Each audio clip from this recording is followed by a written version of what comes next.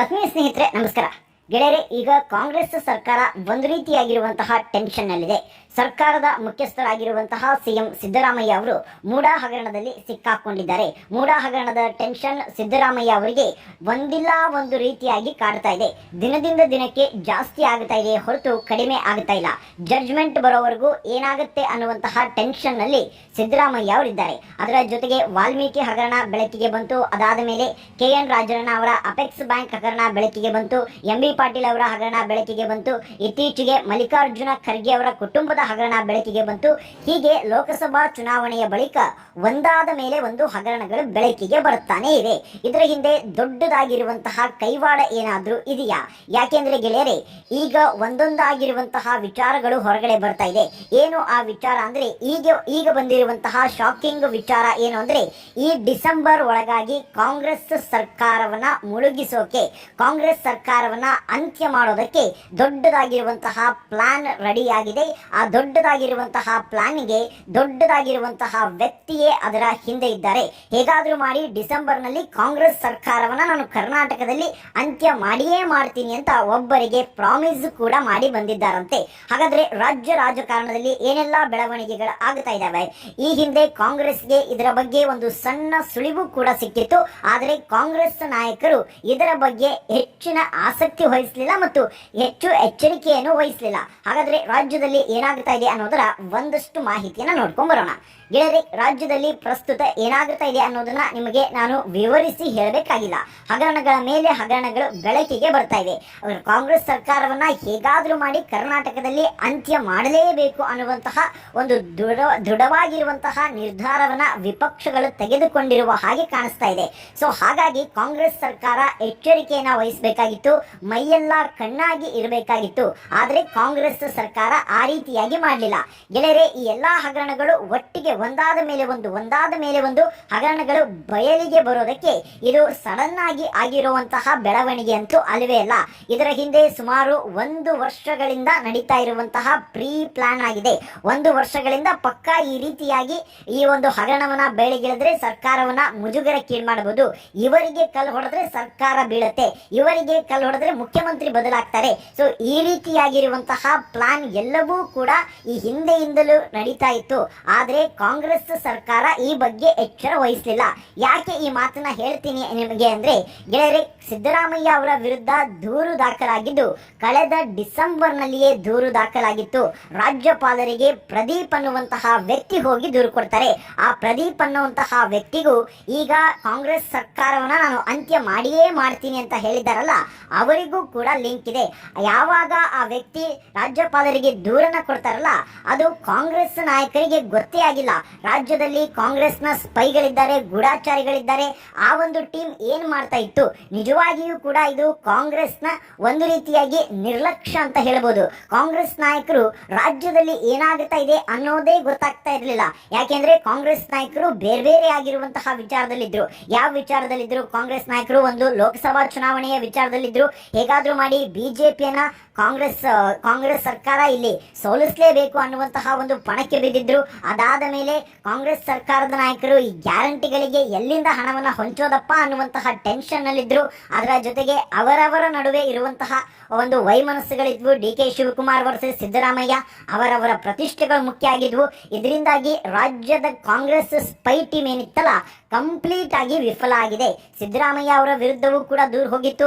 ಅದರ ಬಗ್ಗೆಯೂ ಕೂಡ ಸರ್ಕಾರದ ಮುಖ್ಯಸ್ಥರಾಗಿರುವಂತಹ ಮುಖ್ಯಮಂತ್ರಿಗಳಿಗೆ ಈಗ ಏನು ಮಾಹಿತಿ ಇರಲಿಲ್ಲ. DK ಶಿವಕುಮಾರ್ ಅವರಿಗೆ ಮಾಹಿತಿ ಇರಲಿಲ್ಲ. ರಾಜ್ಯಪಾಲರಿಗೆ ಮುಖ್ಯಮಂತ್ರಿಗಳ ವಿರುದ್ಧ ದೂರು ಹೋಗಿದೆ ಅನ್ನೋದರ ಒಂದು ಸಣ್ಣ ಮಾಹಿತಿಯೂ ಕೂಡ ಇರಲಿಲ್ಲ. ಆನಂತರ ಸಚಿವರುಗಳ ವಿರುದ್ಧ ದೂರುಗಳು ಹೋಗಿದೆ. ಆ ಎಲ್ಲವೂ ಕೂಡ ಯಾವಾಗ ಅಂದ್ರೆ ಡಿಸೆಂಬರ್ನಿಂದ ಆಗ್ತಾ ಇದೆ. ಈ ಡಿಸೆಂಬರ್ನಿಂದ ರಾಜ್ಯದಲ್ಲಿ ಮತ್ತೊಂದು ಬೆಳವಣಿಗೆ ಆಯಿತು. ಸೊ ಆ ಬೆಳವಣಿಗೆ ಏನಾದರೂ ಗಮನಿಸಿ ಕಾಂಗ್ರೆಸ್ ಸರ್ಕಾರ ಇದರ ಬಗ್ಗೆ ಗಮನವನ್ನ ಹರಿಸಬೇಕಾಗಿತ್ತು. ಏನಾಗಿತ್ತು ಬೆಳವಣಿಗೆ ಅಂದ್ರೆ, ಅಂದ್ರೆ ರಾಜ್ಯದಲ್ಲಿ ಬಿಜೆಪಿ ಮತ್ತು ಜೆಡಿಎಸ್ ಮೈತ್ರಿಯಾಗಿದ್ವು. ನಿಮಗೆ ನೆನಪಿರಲಿ ಗೆಳೆಯರೆ, ರಾಜ್ಯದಲ್ಲಿ ಯಾವಾಗ ಬಿಜೆಪಿ ಮತ್ತು ಜೆಡಿಎಸ್ ಮೈತ್ರಿ ಆಯ್ತು ಆಗ ಕುಮಾರಸ್ವಾಮಿ ಅವರಿಗೆ ಬಿಜೆಪಿಯ ಪ್ರಮುಖ ನಾಯಕರಾಗಿರುವಂತಹ ಅಮಿತ್ ಶಾ ಅವರು ಒಂದು ಮಾತನ್ನ ಕೊಡ್ತಾರೆ. ಏನ್ ಮಾತನ್ನ ಕೊಡ್ತಾರೆ ಅಂದ್ರೆ, ನಿಮಗೆ ಕೇಂದ್ರ ಸರ್ಕಾರದಲ್ಲಿ ಉತ್ತಮವಾದಂತಹ ಸ್ಥಾನವನ್ನ ಕೊಡ್ತೀವಿ, ಅದರ ಜೊತೆಗೆ ಜೆಡಿಎಸ್ಗೆ ಯಾವ್ಯಾವ ಕ್ಷೇತ್ರವನ್ನ ಬಿಟ್ಕೊಡೋದು ಅವೆಲ್ಲವೂ ಕೂಡ ಪ್ಲಾನ್ ಆಗಿತ್ತು. ಅದರಂತೆಯೇ ಲೋಕಸಭಾ ಚುನಾವಣೆಯೂ ಕೂಡ ನಡೀತು. ಲೋಕಸಭಾ ಚುನಾವಣೆಯ ಬಳಿಕ ಇದೇ ಕುಮಾರಸ್ವಾಮಿ ಅವರು ಅಮಿತ್ ಶಾ ಅವರಿಗೆ ಮಾತನ್ನ ಕೊಟ್ಟು ಬಂದಿರ್ತಾರೆ. ಏನು ಮಾತನ್ನ ಕೊಟ್ಟು ಬಂದಿರ್ತಾರೆ ಅಂದ್ರೆ, ಇನ್ನು 6 ತಿಂಗಳ ಒಳಗಾಗಿ ಅಂದ್ರೆ ಡಿಸೆಂಬರ್ ಅಂತ್ಯದ ಒಳಗಾಗಿ ಕಾಂಗ್ರೆಸ್ ಸರ್ಕಾರವನ್ನ ನಾನು ಅಂತ್ಯ ಮಾಡಿಯೇ ಮಾಡ್ತೀನಿ. ಅಲ್ಲಿ ಬಿಜೆಪಿ ಮತ್ತು ಜೆಡಿಎಸ್ ಸರ್ಕಾರ ಅಥವಾ ಬಾಹ್ಯ ಬೆಂಬಲದೊಂದಿಗೆ ಒಂದು ಸರ್ಕಾರವನ್ನ ರಚನೆ ಮಾಡೋಣ, ಈಗಿರುವಂತಹ ಸರ್ಕಾರವನ್ನ ನಾನು ಉರುಳಿಸ್ತೀನಿ ಅನ್ನುವಂತಹ ಮಾತನ್ನ ಕೊಟ್ಟು ಬಂದಿರ್ತಾರೆ. ಸೊ ಆ ಮಾತನ್ನ ಕೊಟ್ಟು ಬಂದ ನಂತರ ಅವರಿಗೆ ಒಂದಷ್ಟು ಪ್ಲಾನ್ಗಳು ಎಲ್ಲವೂ ಕೂಡ ಆದವು. ಅದಾದ ಮೇಲೆ ಒಂದೊಂದೇ ಹಗರಣಗಳು ಬೆಳಕಿಗೆ ಬಂದವು. ಗೆಳೆಯರೆ, ಆವಾಗಲೇ ನಾನು ಹೇಳಿದ್ದೆ, ರಾಜ್ಯಪಾಲರಿಗೆ ದೂರನ್ನ ಕೊಟ್ಟಿರುವಂತಹ ಪ್ರದೀಪ್ ಅನ್ನುವರು ಯಾರಿದ್ದಾರಲ್ಲ ಅವರಿಗೂ ಈ ಮಾತು ಕೊಟ್ಟಿರುವಂತವರಿಗೂ ಒಂದು ಲಿಂಕ್ ಇದೆ ಅಂತ. ಮಾತು ಕೊಟ್ಟವ್ರು ಯಾರು? HD ಕುಮಾರಸ್ವಾಮಿ ಅವರು. ಪ್ರದೀಪ್ಗೂ ಮತ್ತು ಕುಮಾರಸ್ವಾಮಿ ಅವ್ರಿಗೂ ಇರುವಂತಹ ಲಿಂಕ್ ಏನು ಅಂದ್ರೆ, ಈ ಪ್ರದೀಪ್ ಇದ್ದಾರಲ್ಲ ಅವರು ಒಂದು ಕಾಲದ ಜೆಡಿಎಸ್ ಕಾರ್ಯಕರ್ತರು ಅನ್ನೋದನ್ನು ಕೂಡ ಕಾಂಗ್ರೆಸ್ ಗಮನಿಸಲಿಲ್ಲ. ಪ್ರದೀಪ್ ಅನ್ನುವಂಥವರು ದೂರು ಕೊಟ್ಟಿದ್ದಾರೆ. ರಾಜ್ಯದಲ್ಲಿ ಬಿಜೆಪಿ ಮತ್ತು ಜೆಡಿಎಸ್ ಮೈತ್ರಿಯಾಗಿದೆ. ಸೊ ಇದರಿಂದ ಆದ್ರೂ ಆಗ ಕಾಂಗ್ರೆಸ್ ಸರ್ಕಾರ ಎಚ್ಚೆತ್ತುಕೊಳ್ಳಬೇಕಾಗಿತ್ತು, ಆದರೆ ಕಾಂಗ್ರೆಸ್ ಸರ್ಕಾರ ಎಚ್ಚೆತ್ತುಕೊಳ್ಳಿಲ್ಲ. ಅದರ ಪರಿಣಾಮವೇ ಇವತ್ತು ಸರ್ಕಾರ ಸಂಕಷ್ಟದ ಸ್ಥಿತಿಗೆ ಬಂದು ನಿಂತಿದೆ. ಒಂದು ವೇಳೆ ಸಿದ್ದರಾಮಯ್ಯ ಅವರೇನಾದ್ರೂ ಈ ಒಂದು ಹೈಕೋರ್ಟ್ ನಲ್ಲಿ ಪಾರಾದ್ರೆ ಮುಖ್ಯಮಂತ್ರಿ ಬದಲಾವಣೆ ಅದು ಯಾವುದೂ ಕೂಡ ಆಗುವುದಿಲ್ಲ. ಒಂದು ವೇಳೆ ಹೈಕೋರ್ಟ್ ನಲ್ಲಿ ಏನಾದ್ರೂ ಸಿದ್ದರಾಮಯ್ಯ ಅವರ ವಿರುದ್ಧ ತೀರ್ಪು ಬಂದ್ರೆ ಕಾಂಗ್ರೆಸ್ ನಲ್ಲಿ 100% ಭಿನ್ನ ಮತ ಶುರು ಆಗಿಯೇ ಆಗುತ್ತೆ. ಯಾಕಂದ್ರೆ ಸಿದ್ದರಾಮಯ್ಯ ಅವರಿಗೆ ಸಪೋರ್ಟ್ ಇದ್ದೀವಿ, ಸಿದ್ದರಾಮಯ್ಯ ಅವರಿಗೆ ನಾವು ಸಪೋರ್ಟ್ ಮಾಡ್ತೀವಿ ಅಂತ ಕಾಂಗ್ರೆಸ್ನ ಎಲ್ಲಾ ಶಾಸಕರಿದ್ರು ಕೂಡ ಎಲ್ಲರಲ್ಲೂ ಕೂಡ ಪ್ರಮುಖರಲ್ಲಿ ನಾನು ಮುಖ್ಯಮಂತ್ರಿ ಆಗಬೇಕು ಅನ್ನುವಂತಹ ಆಸೆಯಂತೂ ಇದ್ದೇ ಇದೆ. ಒಂದು DK ಶಿವಕುಮಾರ್ ಅವರ ಹೆಸರು ಸಿದ್ದರಾಮಯ್ಯ ಅವರ ಆದ ನಂತರ ಕೇಳಿ ಬರ್ತಾ ಇತ್ತು. ಯಾವಾಗ ಸಿದ್ದರಾಮಯ್ಯ ಅವರು ಈ ಮೂಡ ಹಗರಣದಲ್ಲಿ ಸಿಲುಕಿ ಹಾಕಿಕೊಂಡು ಅವರು ರಾಜೀನಾಮೆ ಕೊಡುವಂತಹ ಪ್ರಸಂಗ ಬಂದೇ ಬರುತ್ತೆ ಅಂತ ಗೊತ್ತಾದಾಗ ಬೇರೆ ಬೇರೆ ಹೆಸರುಗಳೆಲ್ಲವೂ ಕೂಡ ಓಡಾಡಿದ್ವು. ಕೆಲವರು ಸ್ವಯಂ ಪ್ರೇರಿತರಾಗಿ ನಾನು ಕೂಡ ಮುಖ್ಯಮಂತ್ರಿ ಆಗ್ತೀನಿ ಅನ್ನುವಂತಹ ಮಾತನ್ನ ಆಡಿದ್ರು. ಸೊ ಇದರಿಂದ ಗೊತ್ತಾಗುತ್ತೆ ಕಾಂಗ್ರೆಸ್ ನಲ್ಲಿ ಎಷ್ಟು ಭಿನ್ನಮತ ಇದೆ ಅಂತ.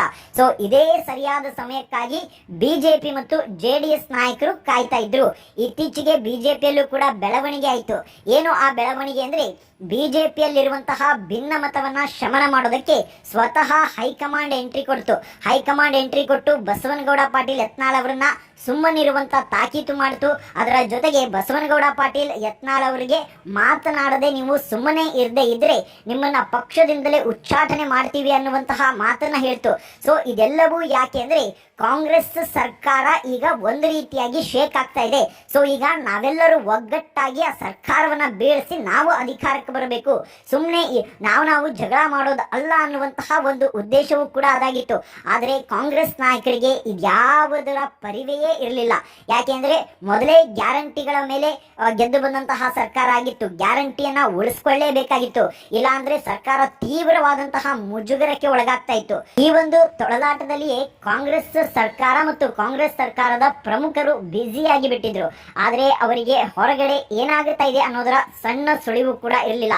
ಅವತ್ತೇ ಸಿದ್ದರಾಮಯ್ಯ ಅವರ ವಿರುದ್ಧ ದೂರು ಹೋಗಿದೆ ಅಂತ ಗೊತ್ತಾದಾಗ ಒಂದು ರೀತಿಯಾಗಿ ಎಚ್ಚೆತ್ತುಕೊಂಡಿದ್ರೆ, ಎಚ್ಚರವನ್ನ ವಹಿಸಿದ್ರೆ ಇವತ್ತು ಈ ಸ್ಥಿತಿಗೆ ಬರ್ತಾ ಇರಲಿಲ್ಲ. ನಿಮ್ಮ ಅಭಿಪ್ರಾಯ ಏನು ಅನ್ನೋದನ್ನ ಕಮೆಂಟ್ ಮೂಲಕ ತಿಳಿಸಿ. ಮುಂದಿನ ವಿಡಿಯೋದಲ್ಲಿ ಮತ್ತಷ್ಟು ಮಾಹಿತಿಯ ಜೊತೆಗೆ ಬರ್ತೀನಿ. ಅಲ್ಲಿ if you like this video ಬೇಗ ಲೈಕ್ ಮಾಡಿ, ಶೇರ್ ಮಾಡಿ, ಕಮೆಂಟ್ ಮಾಡಿ ಹಾಗೂ N24 ಕನ್ನಡ ನ್ಯೂಸ್ ಟಿವಿಯನ್ನು ತಪ್ಪದೇ ಸಬ್ಸ್ಕ್ರೈಬ್